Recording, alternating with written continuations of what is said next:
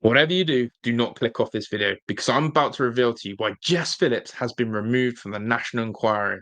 This is the biggest scandal to date in this government.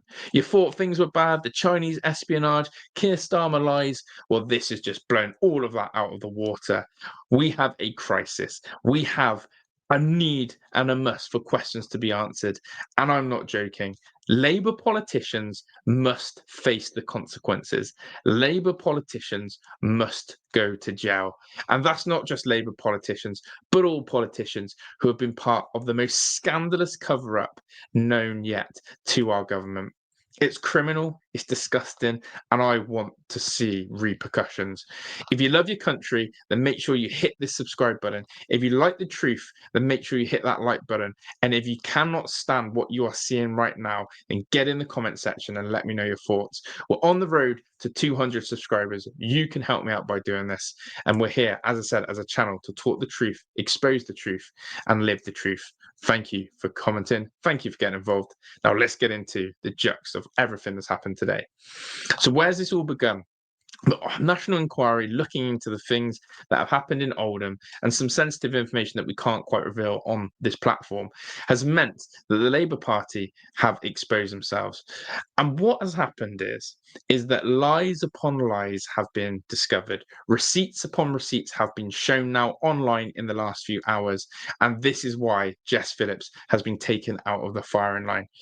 But it isn't just that.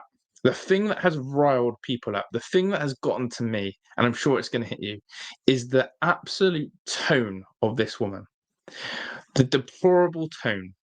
The way in which she blue-faced went with such a arrogant, egotistical mindset when asking questions and answering questions. And the fact is she stood there blue in the face and lied and now has been exposed. And big up to those lies who have been exposed, because the truth must always be heard and the truth must come out when it comes to these corrupt politicians. So I'm going to show you the clip earlier of what builds up to why she has been removed. Take a look at this clip and you make a decision for yourself about how barbaric and how stupid this woman is. I cannot get over her tone. I cannot get over how she thinks it's acceptable to speak to people and the lack of sensitivity in this subject as well. Minister. Could I just be completely clear? I'm suggesting that I will listen completely and utterly to the feedback from the victims that were and still are on. That they are not spreading misinformation at all. But his interpretation is a brilliant case in point, because I will be completely honest. The conversation with Oldham is, do we not think it might be better for them just to take part in a statutory inquiry? That it is absolutely nothing to do with the idea that Oldham is telling me what to do. And the more people... I mean, look, just look at her face. And this is not being horrible or anything, but just that attitude, just that face of a liar, of someone who is so brazen in the way she's speaking, the tone in which she's speaking. What she's forgetting is this is talking about victims of abuse. This is talking about people who are brave enough to come forward. And the lack of sensitivity, the lack of empathy is disgusting. And this is why this woman is up there as one of the worst I've ever seen in this position. He can hold up his paper and have a smug face all he likes, but the fact of the matter is that there is absolutely no council in this country who will tell this inquiry where it can and cannot go. I have said that 1,000,000 times from this dispatch box, and yet the same thing gets peddled. Look how passive aggressive it is with her hands, with her face. It's disgusting. It's absolutely disgusting. Again and again. Thank you, Ms.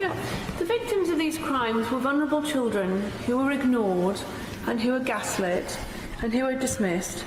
2 women have now resigned, 2 victims have now resigned because of this process and their lack of failure in the process. And yet what I hear from the Minister appears to me to be an aggressive and defensive tone. Yeah. Does she regret the fact? Well done. Is she going? Well done for calling her out. Well done for standing there and speaking the truth. And the sad fact is, yeah, 2 people have withdrawn from this process, and that has meant an absolute and tragic way in which people deal with these inquiries, and the fact they've lost hope in the way the government dealing with it screams volume. To listen, well, is she going? Remember, these people are watching. Is she going to listen to the victims? And does she regret that these two individuals have resigned from the process? I absolutely regret that they have resigned from the process that, funnily enough, actually. There, so that's where we're at with her, and I think that Jess Phillips in itself, she should have been removed. She should have resigned just for that tone, just for the way in which she absolutely is disgusting in her nature. But this is where it gets interesting, because the truth is going to be revealed, and this is where you know that this government have now shot themselves in the foot. Take a look at this news to confirm the sort of understanding of how deep the situation is. So, as reported here, and I'm going to show you two reports so you know how the detail of this. Jess Phillips removed from the front line. Stay tuned for further updates. My understanding is that Home Secretary is expected to issue a statement at 10 p.m. Comes after Jess Phillips branded grooming gang survivors liars. Fiona Goddard released documents proving it was the minister who lied. And that is what I was on about earlier in this video, actually, about documents and receipts. Fiona Goddard has actually released receipts and documents to show how the Jess Phillips has lied, in terms of it being not just about a grooming inquiry, but an overall CSEA inquiry. And then, of course, as well, some really key vital information about how she's let them down. And I think that's massive that Fiona Goddard has been able to expose that truth there. But let's continue, because this is where it is right. Labour's so-called inquiry now exposed as completely rigged. This isn't a misunderstanding.